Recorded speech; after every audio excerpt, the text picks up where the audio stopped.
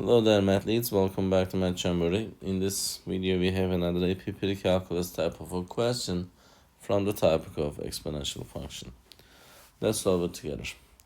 The exponential function f is defined by f of x equals a times b to the power of x, where a and b are positive constants. The table gives values of f of x at selected values of x. Which of the following statement is true? X is at 0 to 4 and fx are 7 through 112. To solve this kind of questions, I suggest you to use the given function and substitute these values in to find the values of a and b. f0, a times b to the power of 0 is 7. So this means a times b, because b to the power of 0 is 1.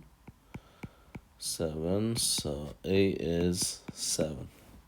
We just found the value of a. Let's find the value of b. To do that, we'll use the second function, f1, second value for the function.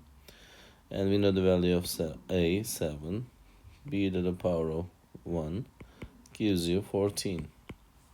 So this is 7b is equals to 14.